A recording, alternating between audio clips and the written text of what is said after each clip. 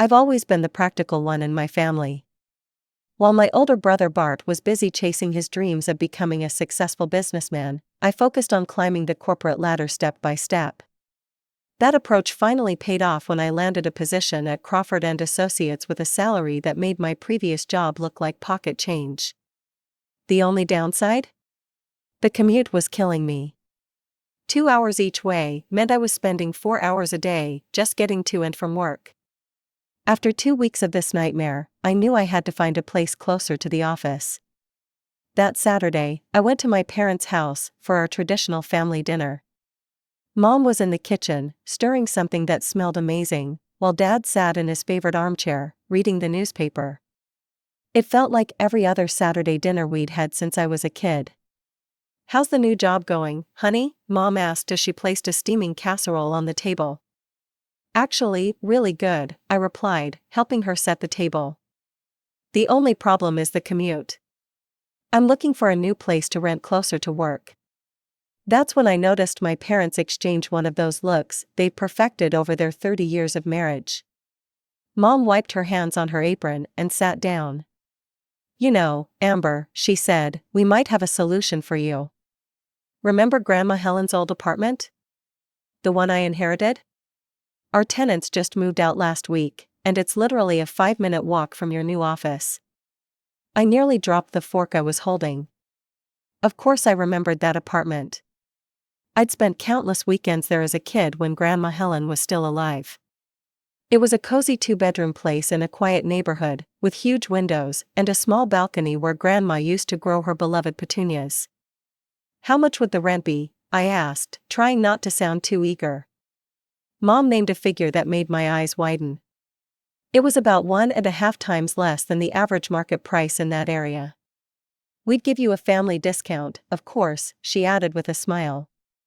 "I'll take it," I said immediately, not even trying to negotiate. The location was perfect, and the price was unbeatable. "That's settled then," Dad said, finally looking up from his newspaper. "Now, did you hear about your brother's latest success? He just landed 3 new corporate clients for his courier company. He's really making it big in the delivery business." And just like that, the conversation shifted to their favorite topic, Bart's achievements. I sat there, pushing food around my plate, nodding at appropriate intervals as my parents gushed about how their son was becoming a successful entrepreneur. It was always like this: Bart was the golden child, the risk-taker, the one who dared to dream big. I was just Amber. Moving day was surprisingly quick. The real shock came when I walked into Grandma Helen's apartment with the first box in my hands. The place was, let's just say, the previous tenants hadn't exactly treated it like their own. The walls were covered in dated wallpaper that was peeling at the corners, there were mysterious stains on the ceiling, and the only piece of furniture was this ancient sofa that looked like it had survived several wars. I called Mom that evening, sitting cross-legged on that old sofa, the only place to sit in the entire apartment. "Hey, Mom? Would it be okay if I did some renovations?" She sounded distracted, probably watching one of her cooking shows. "Oh, sure, honey. Just don't make it too bright. You know how I feel about those trendy neon colors everyone's using these days." I had to laugh at that. "Mom, have you ever seen me wear anything brighter than navy blue? Trust me, I'm thinking more along the lines of earth tones and neutrals." That night, I dove deep into the internet, browsing through interior design websites and Pinterest boards. I created a whole mood board with my vision: warm grays, soft beiges, and the occasional deep blue accent. Everything would be understated but elegant, comfortable but put together. Just like me, I guess. The next few months became a blur of work and renovation. I'd come home from the office, change into old clothes, and get to work. First came the wallpaper removal. Then there was the painting, which taught me that just one more coat is rarely just one more coat. Furniture shopping became my new weekend hobby. I'd spend hours in stores, testing sofas, measuring spaces, and comparing prices. Piece by piece, I built my home. A comfortable gray sectional that was perfect for movie nights. A solid wood dining table that could seat 6. A plush area rug that tied everything together. The transformation took 6 months of weekends and evenings, but finally, it was done. Looking around at my finished apartment, I felt a surge of pride so strong it almost brought tears to my eyes. I had done this. When Mom came to see the finished result, I was nervous. She walked through each room slowly, running her hand along the new kitchen countertops, examining the carefully chosen light fixtures, studying the subtle pattern on the wallpaper in the bedroom. "Amber," she said finally, turning to face me. "This is remarkable." I nearly fell over. Mom wasn't exactly free with her compliments, especially when it came to me. But there she was, actually smiling, actually impressed. "You did all this yourself?" she asked, gesturing around the living room. I nodded, trying not to look too pleased with myself. "Well, YouTube tutorials helped a lot." "It's beautiful," she said, and then did something she hadn't done in years. She hugged me. A real hug, not one of those quick, obligatory ones she usually gave me at family gatherings. 2 weeks later, I headed to another family dinner, practically bouncing with excitement. I'd gotten a promotion at work, senior account manager, with a nice salary bump and my own team to lead. I couldn't wait to share the news. "Mom, Dad," I said during a lull in the conversation, "I have some good news. I got promoted at work." Mom barely glanced up from her plate. "That's nice, dear." She turned to Dad, her voice dropping. "Have you heard from Bart today?" That's when the real dinner conversation started. Turned out my brother's courier company was in trouble. A bigger competitor had moved into town, some national chain with fancy tracking apps and lower prices. Bart's clients were jumping ship faster than rats from a sinking vessel. "We're going to help him," Dad announced, pushing his plate away. "We've decided to take out a loan." I nearly choked on my water. "A loan? Look, maybe this is actually an opportunity. If he can't compete with this bigger company, maybe it's time to try something else. Starting over might be better than throwing good money after bad." The silence that followed was deafening. Mom and Dad exchanged one of their looks, not the fond ones they usually shared, but the kind that said they were disappointed in me. Again.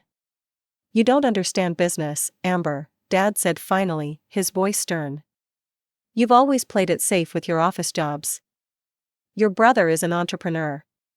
He takes risks. Family always helps family," Mom added firmly. "That's what we do." I opened my mouth to argue, then closed it again. What was the point? They'd already made up their minds. I could have told them I'd discovered the cure for cancer, and they'd still be more concerned about Bart's delivery vans. The next 6 months were like watching a slow-motion car crash. Mom would call occasionally to update me on the situation, though I never asked. The loan they took out bought Bart some new vans and helped him lower his prices, but it wasn't enough. The competitor kept expanding, kept taking clients, kept pushing their fancy app and next-day delivery promises. Then came the call I'd been expecting all along. "Your brother's company went bankrupt," Mom said, her voice tight with emotion. "He and Sarah have moved in with us temporarily. Just until they get back on their feet." I gripped my phone tighter, thinking about my quiet prediction at that dinner 6 months ago. "I'm sorry to hear that," I said, because what else could I say?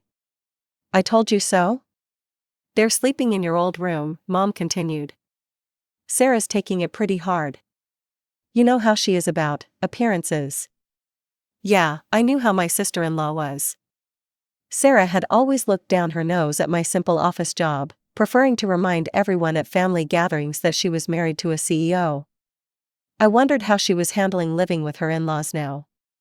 That weekend, I drove to my parents' house, telling myself it was just another family dinner. But as soon as I walked through the door, the tension in the air was thick enough to cut with a knife. Bart was sprawled on the living room couch, scrolling through his phone. He barely looked up when I entered, offering only a grunt that might have been hey. Sarah was perched on the armchair like she was sitting on a throne, her designer handbag placed carefully at her feet. She gave me one of her trademark looks, the kind that suggested I was something she'd found stuck to her shoe. "Dinner's ready," Mom called, and we all gathered around the table. I should have known better than to hope for a quiet meal. Bart launched into what felt like a rehearsed speech about his business troubles, before I'd even picked up my fork. "I had everything under control," he insisted, gesturing with his knife. The business was growing. We were expanding. Then these corporate vultures moved in with their fancy technology and deep pockets. "They probably spent millions on marketing," Sarah added, pushing her food around her plate. "How is a small business supposed to compete with that?" "Exactly," Bart slammed his hand on the table, making the glasses rattle. "They're just bullies with bigger budgets. And don't get me started on those idiots at the bank who wouldn't extend our credit line. Complete morons who wouldn't know a good business opportunity if it bit them in the..." "Maybe," I interrupted, unable to help myself, "this is just how business works. Competition is part of the game. You have to plan for these possibilities when you start a company." The silence that followed was absolute. 4 pairs of eyes stared at me like I'd just suggested we should all start eating rocks for breakfast.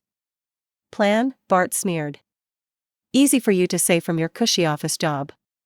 What do you know about running a real business?"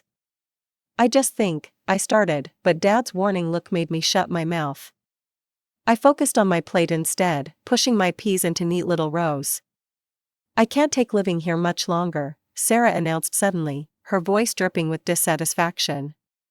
"No offense," she added, not sounding sorry at all, "but I need my own space." Bart immediately perked up, like a puppet on strings. "Hey, Mom, what about Grandma Helen's old apartment? You still own that, right?" My head snapped up. "I'm living there," I said quickly. "And I've renovated it completely." "Oh yes," Mom nodded, suddenly animated. "Amber's done a wonderful job with the place. It looks absolutely beautiful now." I saw the look that passed between Bart and Sarah, quick, calculating, meaningful. Something cold settled in my stomach, but I pushed the feeling away. I was being paranoid. They wouldn't, would they? Wednesday evening, I was coming home from work, my mind already on the leftovers waiting in my fridge and the new Netflix series I'd been saving. But when I reached my floor, I stopped dead in my tracks. There were voices coming from my apartment, familiar voices. I opened my door to find Mom, Bart, and Sarah standing in my living room like they owned the place. Sarah was running her hand along the new curtains I'd hung just last month. "Mom?" I tried to keep my voice steady. "What's going on? You could have called to say you were coming over." Mom waved her hand dismissively, not even looking at me. "Don't be ridiculous, Amber. This is my apartment, I don't need permission to visit." My mouth went dry. Something about her tone sent warning bells ringing through my head. I watched as Sarah continued her tour of my apartment, inspecting everything like she was a real estate agent doing an evaluation. She ran her fingers along the new kitchen counter I'd installed, peered into the freshly painted bathroom, and nodded approvingly at the built-in bookshelves I'd added to the living room. Finally, she settled herself on the sofa, the old one I'd kept from before the renovation, and smiled that cat got the cream smile of hers. "This is perfect. We can move in next week." The world seemed to tilt sideways. "Excuse me? I live here. This is my home, I renovated it." "I'm the owner," Mom cut in, her voice sharp. "I decide who lives here. But all the work I did." I gestured around at the walls I'd painted, the floors I'd refinished, the countless hours of labor I'd poured into this place. "I transformed this apartment." "Oh yes," Mom's smile turned calculating. "Actually, since you've improved the apartment so much, the market value has gone up significantly. If you want to stay, the new rent will be 3 times what you're paying now." The blood drained from my face as everything clicked into place. They'd planned this. Mom knew I couldn't afford triple the rent, my promotion was good, but not that good.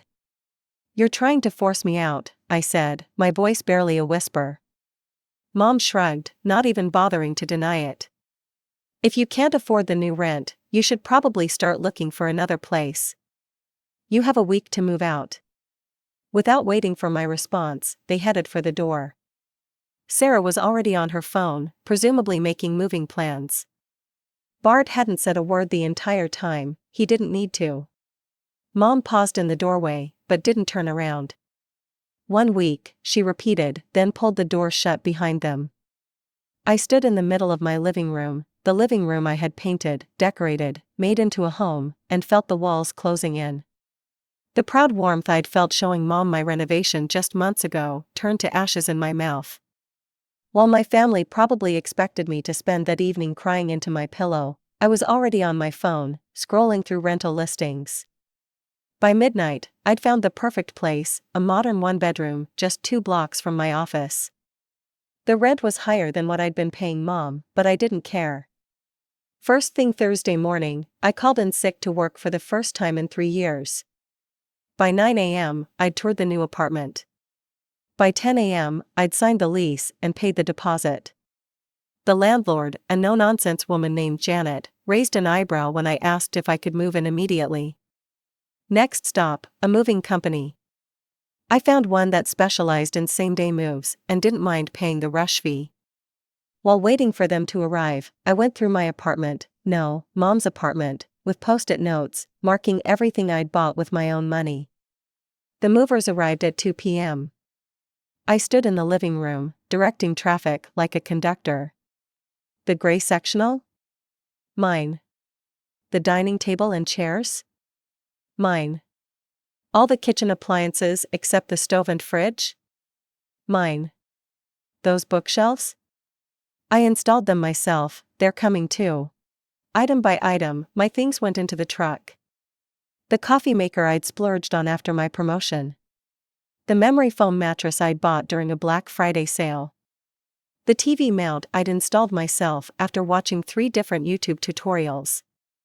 Everything I'd purchased to make this place a home, all of it went into boxes and onto the truck. When they finished, the apartment looked almost exactly as it had the day I moved in. Empty walls. Bare floors. And that old sofa sitting alone in the middle of the living room like a captain going down with his ship. I took one last look around, remembering all the weekends I'd spent painting these walls, all the evening hours I'd invested in making this place beautiful. Then I locked the door, dropped my keys in an envelope, and slipped them under my parents' front door on my way to the new apartment. I spent that night setting up my new apartment, arranging furniture until everything felt right. It wasn't until the next morning that all hell broke loose. The call started at 7 a.m. Mom, Bart, Sarah, Mom again, Bart again. I watched my phone buzz across my new kitchen counter, taking a slow sip of coffee from my relocated coffee maker. After the 6th call, I finally picked up. "How dare you?" Mom's voice exploded through the speaker. "The apartment is completely empty. Your brother and Sarah have nowhere to sleep except that old sofa. You had no right to take all that furniture." I took another sip of coffee, feeling surprisingly calm. Actually, I had every right. I bought everything with my own money. I have all the receipts if you'd like to see them. I left what was there originally, you know, that sofa you were so happy to let me use. There was a moment of silence, then Mom called me something that would have made Grandma Helen wash her mouth out with soap. The call ended with a click. My phone started buzzing again within 30 minutes of Mom's call, this time with message notifications.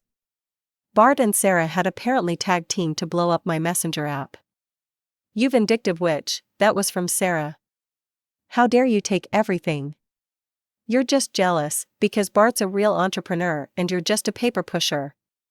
Bart's messages weren't any better. "You selfish piece of work.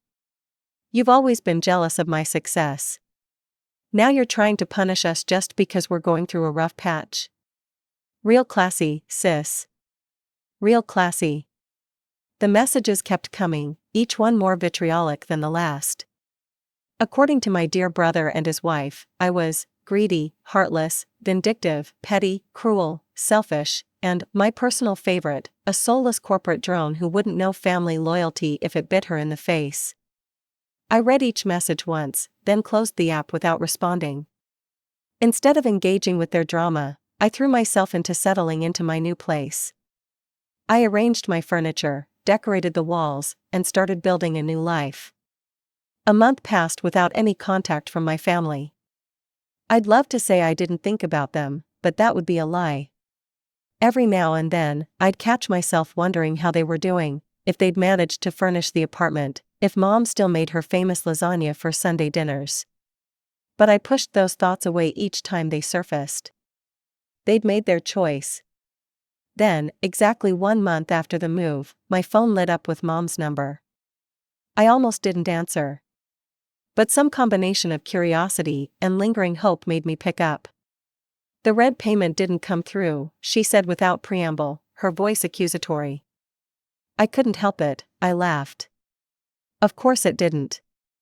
I don't live there anymore, remember? You kicked me out. That's not the point, Mom snapped.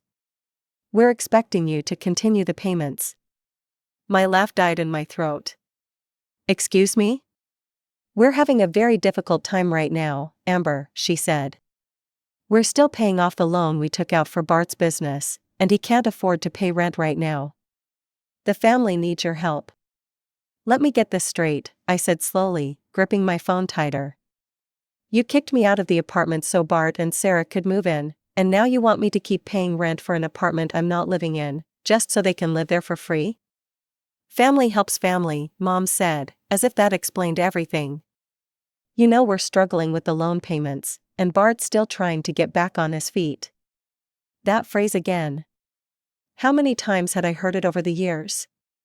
Always when they needed something from me, never when I needed support myself. Something inside me finally snapped. Really? Is that what family does? My voice was surprisingly steady now. Does family kick one child out onto the street to make room for another? Does family take someone's home away and then demand they keep paying for it? You're being dramatic. No, Mom, I'm being realistic. For the first time in my life, I'm seeing things exactly as they are. This attitude of yours? The family helps family, right? Well, guess what? I'm family too. Or at least, I was supposed to be. There was a long silence on the other end of the line. When Mom spoke again, her voice was cold. I'm very disappointed in you, Amber. I actually laughed at that. Funny. I was just about to say the same thing to you. I ended the call and immediately blocked her number. Then, in quick succession, I blocked Dad's number, Bart's, and Sarah's. I opened every messaging app on my phone and blocked them there too. For good measure, I went through all my social media accounts and blocked them as well.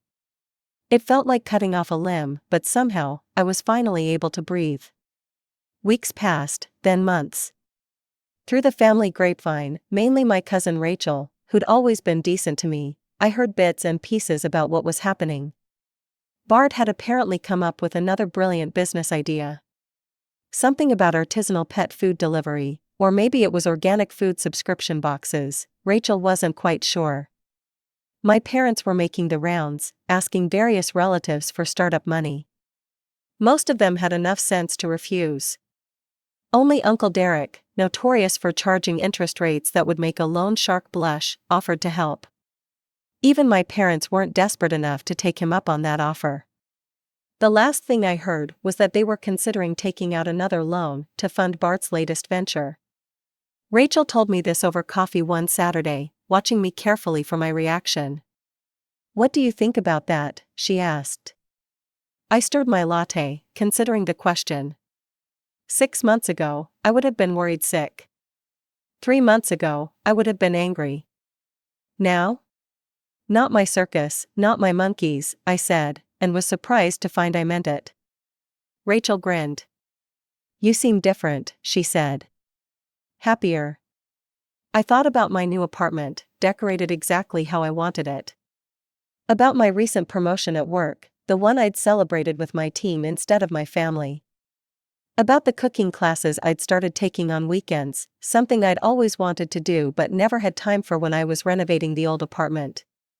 I replied. I really am. Later that evening, I sat on my couch, in my apartment, with a glass of wine, thinking about everything that had happened. Mom's words echoed in my head one last time: family helps family. They were right about one thing: family should help family. But somewhere along the way, they'd forgotten that help should go both ways. That love should be unconditional. That family means supporting each other's growth, not enabling each other's failures. I took another sip of wine and smiled. I had better things to do than try to fix people who didn't want to be fixed. Much better things indeed.